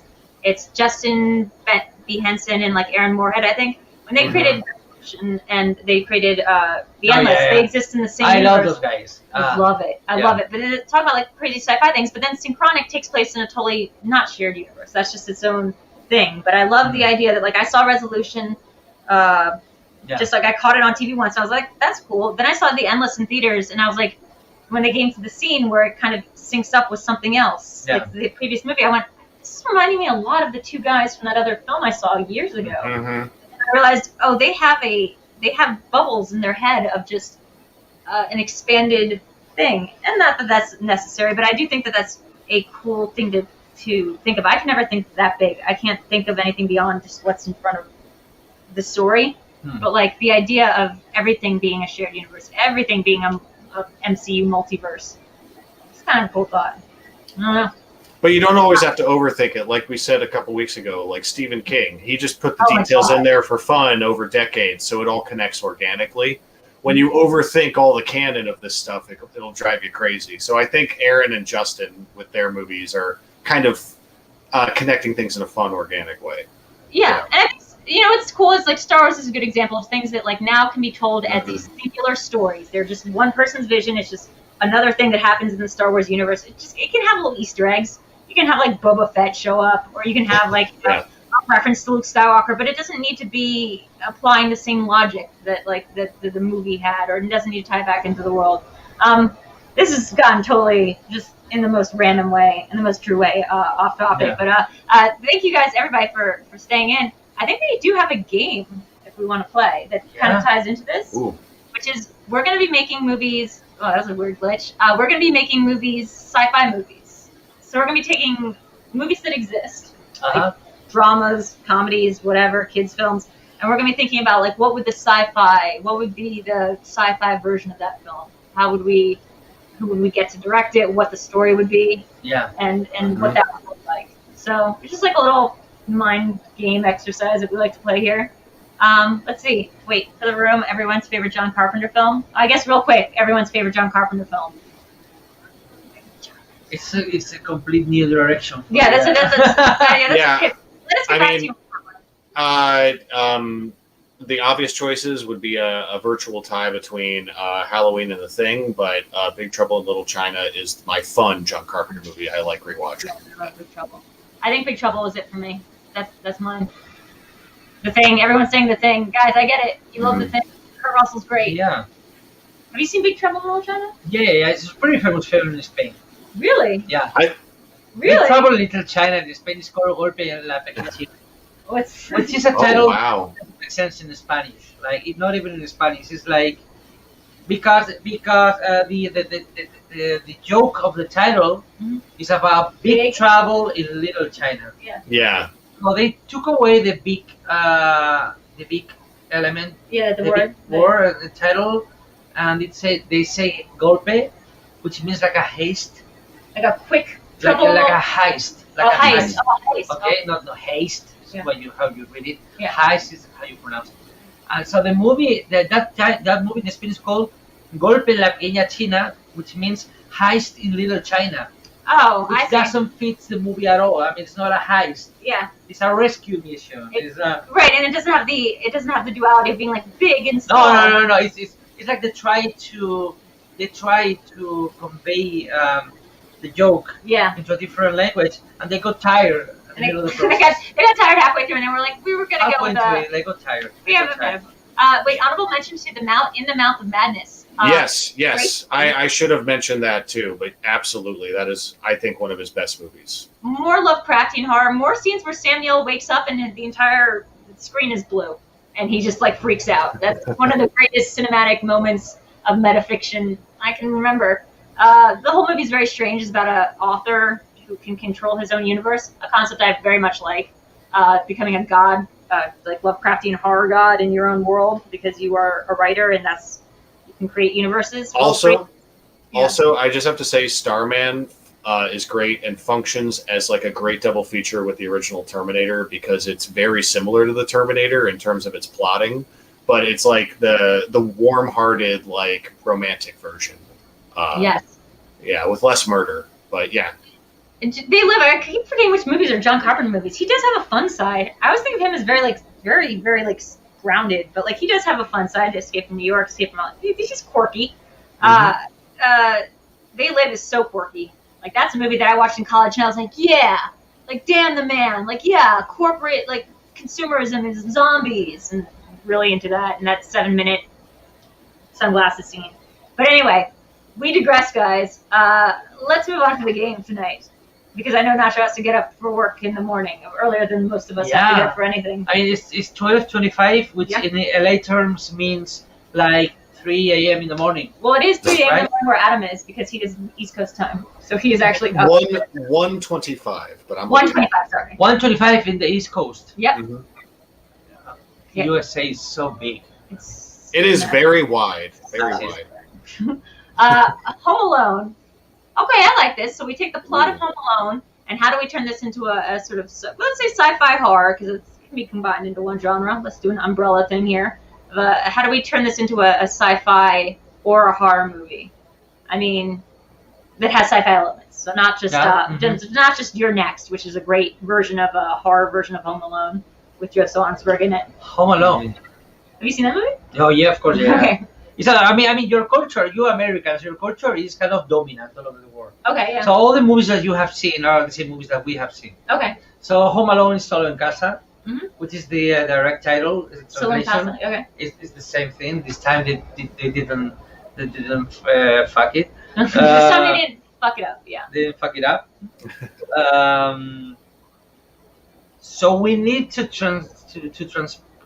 transform Home Alone into a science fiction film. Yeah, like what that would look like if it had an element of the supernatural or the sci-fi. Somebody in the comments Laren's saying the sticky bandits are aliens. Oh, I do like that. What if you're rigging your whole planet to be sort of like you wake up, it's the post-apocalypse, and you're the last person on Earth, and you have to rig the planet to stop an alien invasion. It's actually a pretty good idea, Laren. I like that. Yeah, but it would be great if we change the scale of the story. Yeah. And the family, they leave the guy alone on Earth. Like, he's the only guy. he's the only guy that is left on Earth. Macaulay Culkin. Yeah. He was left in this asteroid, this planet, and her family left him there. So he's because the whole humanity, whole mankind are like leaving the planet behind. Yeah. Because of all the weather conditions. Yes. And all the it's this kind of post-apocalyptic environment. Most post-apocalyptic movies are not really post-apocalyptic films because humans they're still there. They're still there. I mean, the whole point of apocalypse is that we all die. Yes, absolutely. So Mad Max is not post-apocalyptic. It's just it's like how we're post-apocalyptic right now. It's an epilogue of the human race, but this is not the apocalypse yet. Yeah, if there was apocalypse, if it's the apocalypse, it's like the way that we say it's apocalypse right now, or the way I say it's apocalypse. You know, like a bunch of people are no longer around, and it's huge and massive and catastrophic, but we're still here technically. So like. But so I want to turn Home Alone in changing the idea of home into Earth. Oh, like he's the last guy living there. Yeah. So the guys are approaching him are the next inhabitants of Earth. Oh yeah, so it's people that can survive. We can keep the mystery up until the end whether these guys are like evolved mutants or maybe aliens waiting. Maybe they were a whole alien race waiting for humans to go away so they can take our space. I love that. Yeah. And then how do we make the planet uninhabitable for them? Well, what if it's not even, Adam, bear with me here. What if I'm listening. What if it's not an alien species? What if it's a species that has been on Earth the whole time and has been waiting to come and we have to make the planet more uninhabitable for them so they don't kill us out. Yeah. That's kind of what I was thinking of going kind of an Invasion of the Body Snatchers route and maybe letting David Cronenberg make Home Alone. Okay. So bear with me. The idea is I love the imagery of Kevin being afraid of that furnace in the basement, and I like the furnace maybe possessing some kind of viral spores that get into the skin of the bandits when they get into the house. And then when Joe Pesci burns his hand on the doorknob, it ends up becoming part of his hand, and he tears it off the door, and he just starts slowly morphing into this monster door throughout the rest. I don't know. I just love what Cronenberg does with that. Oh man, so it's like Slither. So it's like kind of like the Slither concept. Yeah, like Slither, Invasion of the Body Snatchers, Existenz all blended together. Oh man, Existenz. I love it, but we still have to have the one thing I think we all agree on is we need to keep the booby traps. That's what makes Home Alone. Absolutely. Home Alone. Yeah, being able to make booby traps when you're this young. Yeah. Maybe this is a secret Saw sequel. Like he becomes. Yes. Because if you are able to build those booby traps. Yeah. When you are this kid's age. Yeah, you're a sociopath. You have a special intuition for making. What if making human booby traps. So here, as he gets older, because the situations in this movie are clearly traumatic for him. I mean, he becomes like attached to the idea of like punishing people for doing stuff that they shouldn't be doing. Like people are not taking care of their lives in a proper way. So he develops this personality based on trauma that is linked to both things: building traps. Making other people suffer. So it's the movie Saw, but like movie Saw. He becomes Jigsaw when he gets older. Wait! But what if he's doing this whole thing and he's doing it against these aliens, or whatever, and then it turns out that he is part alien? That's why his brain can work on these elevated levels, that he can survive and do all this stuff because that is his family. He thinks he's been left alone. And each room of the house is a different piece of his personality. Everything is becoming chaotic. Woof! We just made the best movie. We just made the best movie ever. You're welcome, Hollywood. Let's go to the next one of this. I think we tapped that out. That was very good. I watched this crazy movie with Adam. Just came up with two. Yeah, doing the whole planet into traps. Absolutely, like the Machine Head episode of Black Mirror. Yeah, we're in a writer's room. Garth got it. I mean, it's like the whole planet is filled with booty traps. Yeah, everything's a different content. Things with personality. Let's see, Knives Out as a sci-fi film. I feel like this has to be the time one. Not to be redundant or whatever, but this one has to be the time one or the multiverse one where there's multiple versions of yourself. How do you adapt this whodunit story? Like which version of yourself? Which version of yourself did it? Like which variation? Like it's this story is so built around the genre that it occupies, like the whodunit, that I'm afraid that if you change it into a science fiction film, you're using the background. Well, I wonder if you're changing the background in which that holds the whole story. Like instead of a mansion, it's a space station. Yeah.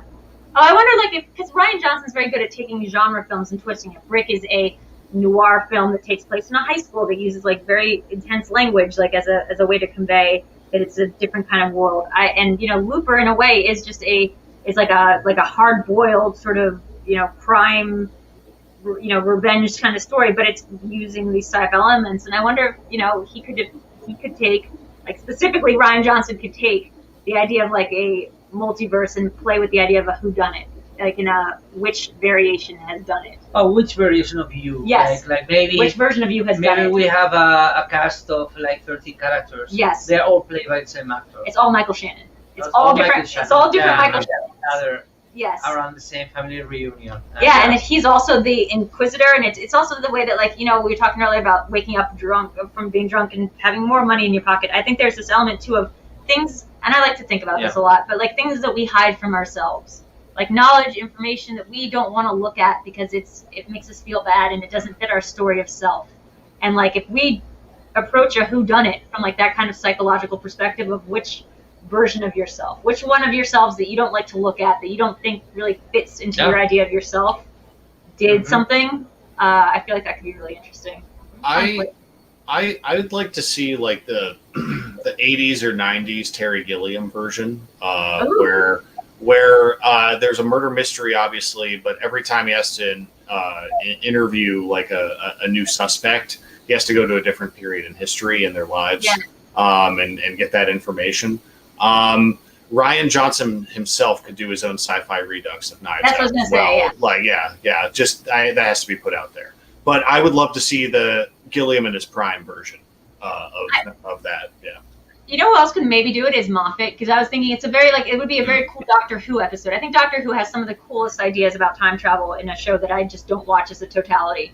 Like, but there's some like singular episodes that play with things that are just so vast and cool and like get drawn out into these elements that, like, I feel like, time hopping mystery where you have to go back and sort of solve different elements, and maybe the people are experiencing them linearly, so they're leaving little clues for themselves, like in that Weeping Angels episode of Doctor Who, where it's like you leave a videotape for your future self to find, and you leave these little clues and breadcrumbs because you're in the past and the future is going to have this experience, and you have to set it up like Timecrimes style. You have to set it up to be experienced a certain way. For sure. Somebody saying ransom, or John saying 3 words: ransom, Drysdale, bot. I don't know what that means. Drysdale? Drysdale? Huh? What's Drysdale? Do we know? Somebody explain Drysdale to me. I guess Benet Blanc bot works better alliteration-wise. Oh, I get it. It's the name of the detective. He's a robot in this version, and that he might not know he's a replicant, a la Blade Runner. Like, he's just leaving little origami versions of it. Yeah, I think I like that. I think I like it being multiverse, Michael Shannon is really appealing to me. But I get the Chris Evans thing. I get that it would probably be Chris Evans because people like seeing him play evil and playing good, and not knowing where on the spectrum he's falling is inherently interesting. I will agree to that. Let's try like 1 or 2 more, and then let's go. Ransom is Chris Evans. I got you. Oh, Ransom. Oh. Right, that's right. Yeah. Lon, you're 2 steps ahead of us, so let us catch up. The Hangover as a sci-fi film. I think I just watched this movie, actually. It's called Time Trap. It was not great, but it had a really cool premise, which is that it's like, I don't know how they made this movie or who made it, but the concept is so there. They got something, and then it was just made by somebody with a very weird ear for dialogue and not great actors. But in it, a bunch of kids, or like, I guess people from the ages of like young 20s to like children, get stuck in a cave where time moves very, very slowly, like to the point where you can look up and see centuries passing. So they call it like the Fountain of Youth. They're in the search of the Fountain of Youth, but they're actually, what the Fountain of Youth is just time moving at such an exponentially slow rate that by the time they, figure out that they're in a situation, the Earth has already like gone to waste and aliens have descended. Like, and the aliens are trying to get through to us, but it's the time differential is kind of messing with things. Not a great film, wouldn't recommend it, but in terms of concept, I like the idea of time being played with in a sort of sticky, you're all stuck together, so you might as well make the best of it kind of situation. Like the Earth is imploded. There are no more people. You guys are stuck with a gross group of young adults to children. Like a guy who was named Furby. A kid was named Furby, and his punchline, his catchline was, "Who farted?" And imagine being stuck with that kid for the rest of time, or whatever that is. I feel like that's the Todd Phillips version. Yeah, I was thinking of kind of taking the energy of the Hangover down a notch, and Duncan Jones, imagine them waking up on the moon. Oh, or like that other Duncan Jones movie. What is it with Paul Rudd and that other Duncan Jones movie where they are kind of like all drunk all the time? Which one is that? And Moon was his first one, but his second one. Oh, it was a Netflix movie, right? What was it called? Eric, if you're still in the comments, you know what it was. We watched some of it. I didn't really understand it. It was like there was a lot of different storylines, and Paul Rudd was being kind of gross with Justin Theroux, I believe. Yeah, but there was the. Oh God, what was it called? Mute. Sorry. Oh yeah. Okay. What was There's it? something about the title that doesn't stick to your mind. Does it not seem like a movie? Wow. So yeah, Mute came out in 2018, and then Source Code was the Jake Gyllenhaal movie. Yeah. Oh. Okay. So we're thinking about taking the energy of Todd Phillips down a notch. So making it more like a. When I think of Mute, I think of like it's sort of like. Mute. Oh my God. Why would you remember that one? Because like I don't remember the plot of it. I don't even remember. I saw that movie. I can't tell you what happened in it or what like the theme of it was. Isn't Alexander Skarsgård in that too? I think so. Yeah, it's you. Yeah. All I remember is Paul Rudd and Justin Theroux being kind of skeevy, but also sort of like they're gender fluid with each other, and then also, but like there's that's not even the main plot. That's just a side thing going on. They're like henchmen or something. It has these Southland Tales. Southland Tales. Oh which yes. I love, by the way. But I just made someone watch Southland Tales for the first time, and they kept looking over at me like, "What the hell is this?" And I was like, "Well, you have to read the comic books. You have to understand that this is pure Yeah, plot. I have to read the comic books. Yeah. You have to read the comic books." That was Naturally. So maybe it is a Richard Kelly movie. Maybe this Hangover film is the Richard Kelly movie of the group, where it plays with, a bunch of people who have interpersonal dynamics. Where it's He said we never finished it. To be fair, it has a Blade Runner aesthetic. Yeah. Well, I wouldn't say like this film deserves a Kubrick remake, but I was thinking sort of like more of a 2001 moon-based type setting. So that when they wake up, they're at least inside a building. So like, but their gravitational pull's kind of off and all that kind of stuff. And I'd like to see how that would play out. Them trying to figure out their way back to Earth from the moon. Let me scale that down a bit. It's just the movie Cube, one of my favorite movies of all time. I have a poster of it on my wall. Mm-hmm. It's just people who wake up somewhere with no memory of how they got there, in a room in a series of interlocking boxes on the moon or somewhere else, and they just have to figure out why they're there. They have to kind of piece together how each of them contributes in a way. And it could be, Todd Phillips can still do it and have all the fart jokes. And I would like to see Zach Galifianakis take a more serious turn in this film. My science fiction twist on the Hangover is more like an existential take on it. Okay. It's about three guys that get drunk, and they never stop being drunk. Like the hangover never comes. Oh. It's something happened in they the change way. their mind, their chemistry. It's like they kind of stop being drunk all the time. Yeah. They need that feeling to stop, but they wake up the next morning and they are still drunk. Yeah. That's the existential crisis. So when you see the hangover, it's something they're wishing to happen. Yeah, they wish they could get a hangover. They learn to appreciate a nice, good hangover because they stay drunk for like 15 years. Yeah. Oh wow! So I love it that. becomes like this kind of the metamorphosis, the Kafka tale. Yeah, the metamorphosis. Yeah. Metamorphosis. What is the same metamorphosis? That's it's Spanish the same word. I was just trying to see if I could say metamorphosis. So they get at the very next morning, they don't the existential nightmare is that nothing changed. They are still drunk. The hangover over and over and over. That's the thing. It's an infinite hangover. Mm-hmm. It's a Shane Carruth film. It is a Shane Carruth film. That was also the other title for The Lighthouse by Robert Eggers, I think. Yes, that was the other title. That and Beans and Farts. For whatever it is going to be, farts are going to be a huge part of it. It also does sound like the Matt Nicholson film a little bit. That the one that got the drinking one.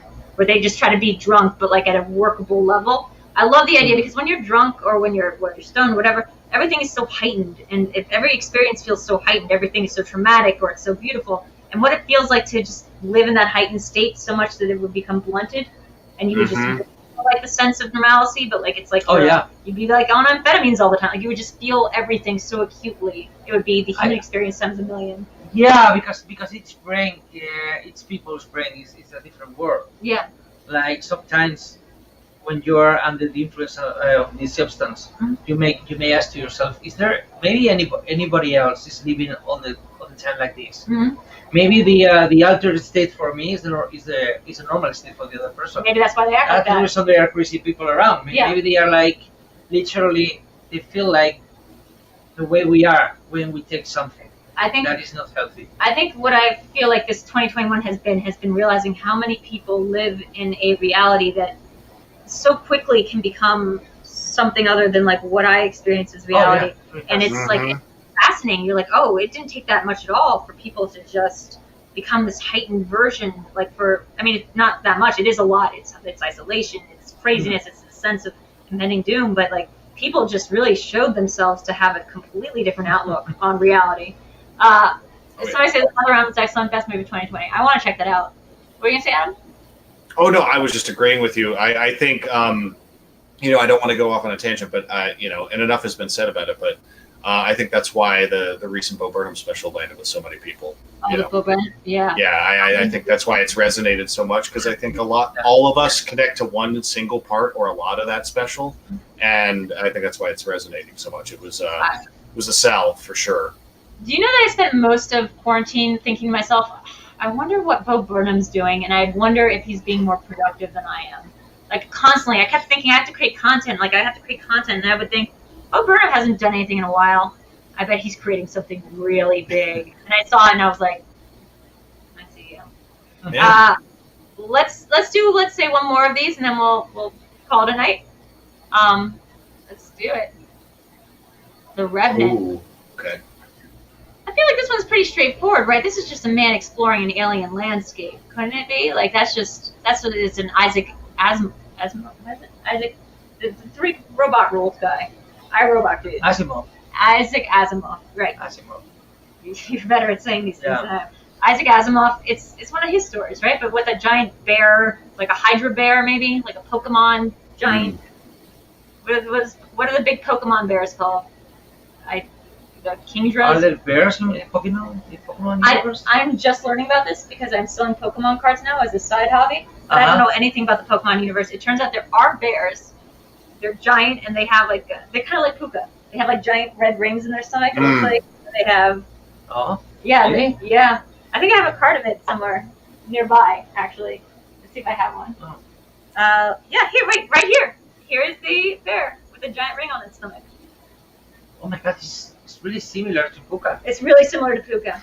This is crazy. I mean, the reason the Puka character has a circle in his belly is because it's the wheel of the car. Oh my God! He got crushed against the wheel of his car, and that's the reason he has a circle in his chest. Oh my God, that blows my mind. His chest. Guys, if you haven't seen Puka yet, it's another one of Nacho's films. It is something that was done by Blumhouse in 2018. It's like it's on Hulu right now. I don't want to spoil it. It's so good. It also stars one of my favorite people, John Daly. Oh, John Daly, I love him. He's so good in this role. I had such a great time with him. Yeah. I actually met him. It's like weirdly down the street once. We were both in the same coffee shop and we started talking. I was like, "Oh my God, you're John. You did this. You did all this stuff. I love your work." Yeah. He never stops. He never stops. He's so funny, and him in this role of this very sleazy guy. Puka is about, without spoiling anything, a man who is sort of like your version of Lost Highway, correct? It's Lost Highway. I mean, the script was given to me. Okay, really? Wow. But it was felt different. But I felt the script was work as a canvas to play my Lost Highway ripoff. I love it. I mean, from the opening shot, it's just smoke and it's colors and it's like just an ambiance and it's very good. And it has. I have to say, it has, the way it played out, I was not expecting it. And I usually can guess things a mile away in movies. I'm like, I know where this is going. This movie, not so much. But The Revenant, somebody's mentioned in the chat that it's going to be like Annihilation. I like that. I like the idea that it's an alien landscape. It is a rotting bear bot. It's funny. Yeah. Yeah. Go. I was just gonna say, when you talked about the Revenant being an alien landscape, one of the films that came to mind, and I'm sure this is on the tip of everyone's tongue, but Werner Herzog did a film in the 2000s called The Wild Blue Yonder, where he basically just hung out with Brad Dourif for a while and filmed him and said, "Pretend you're an alien," and talk about how like people are ruining the earth. It's actually a pretty poignant, gripping thing to watch, and it's like unintentionally funny in parts just because it's a little hammy, but it's very interesting. And I would love to see Herzog's like sci-fi redux of the Revenant in that vein. Exist. But you know what? For a while, it could have been like Brad Dourif could have been the next Klaus Kinski. Like that could have been a thing. Like I could absolutely see that as being a. Brad Dourif as a wheel slice in the Schmoedown would be next level because it'd be like 200 movies. Yeah. I love the Annihilation series. I think Jeff Vandermeer is a great auteur. Like I think he's the kind of person that would like to see his vision executed just as he imagined, like Lynch, like a lot of auteurs. But like he's a writer and he's very specific about things. And the book of the Annihilation trilogy, like the Fury X trilogy, is so singular and so apart. I feel like from the movie, which was very good. That I would love to see like the way that they explore that landscape even further. The second book is it's like almost like a pension, like office comedy. The second book is like host what it's like what from the Hostel 2 is to Hostel 1. Like Holster. Hostel. Hostel 2 is the last one. Yeah. Like you see things from behind. Yeah, you see from how it works. Yes. So that's I don't know why I jumped right to that film because the tone is really different, but it's like. No, that's exactly right. You see from like the perspective of the sort of the scary thing from Hostel 1, like the idea of this cloak and dagger society. Yeah. From that Hostel 2, you see it from their POV and like what's like. You know what? I guess you know what else is like The Purge can kind of be like that. The Purge series has sort of shifted focus from like what it's like. To be, right. Yeah, man on the street to being like somebody in charge of the Purge. I feel like that's a cool way to approach this. Maybe this is from the alien bear perspective. And this is just a movie from the alien creature that's encountering Leo as a conquistador sort of figure who's come to threaten his landscape. The science fiction version of the Revenant is Predator told from the point of view of the Predator. Yes.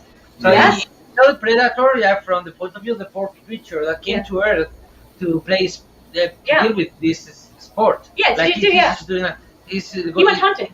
Yeah, he was hunting. He's in his leisure time. He's got a kid. He's getting trouble in the meantime, and suddenly he realizes that this big guy, Arnold Schwarzenegger, is behind him. So he has to run away from him. Oh my God! He has to fight back. So the Predator is DiCaprio in Revenant. So it's like an upside down version of.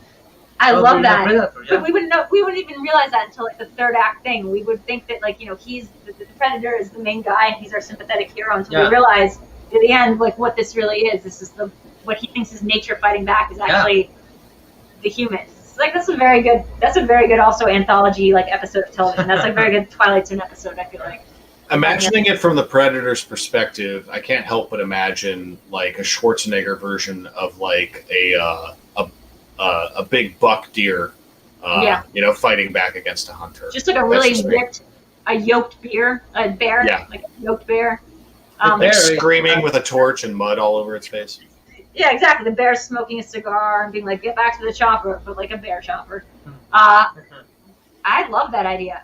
I think that's pretty much where we're going to end it because I love that idea of the bear as Arnold Schwarzenegger. Garth, if you want to draw a little quick version of what that would look like for next week's show, we can definitely put that online. I want to see what some of these ideas look like as an actual visual representation.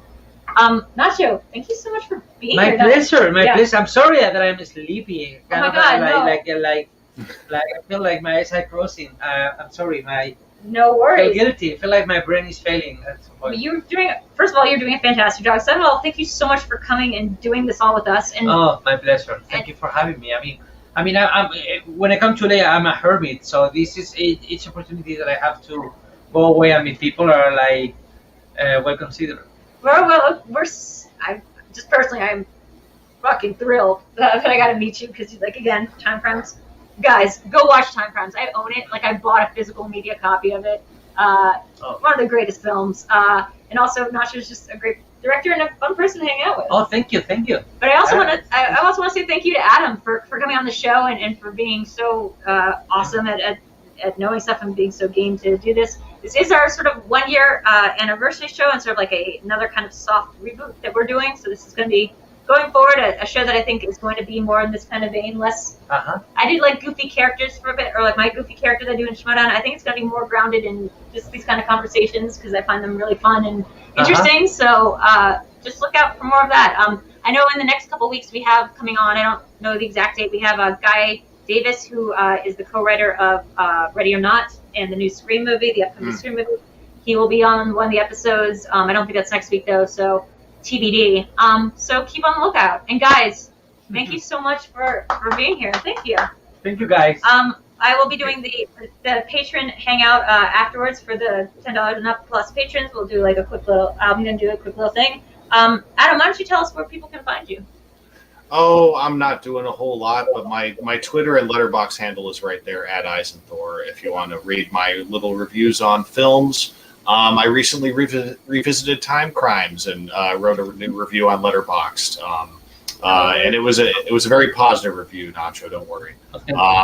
But seriously, I'm just happy to be here. Watch the Schmoedown. I'll be back in the fight before too long. Don't worry. Awesome. What about? I mean, I know that you're here doing a top secret thing, but is there anything that you want to plug or say that you're doing, or like any place people can find you on Twitter? Or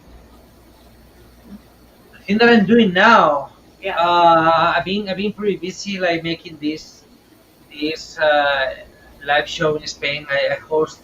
Oh my God! Yeah. I host. Yeah, it's crazy. It's crazy, but I host a late night show in Spain, like every day. So it feels like I just stopped being a filmmaker and now I like a TV personality somehow. Oh my God! That's kind of crazy. But right now, if that was the last year of my life. That was like. During COVID, I started doing this, and I'm having a great time. Well, we gotta talk about David Lynch, which is my favorite thing.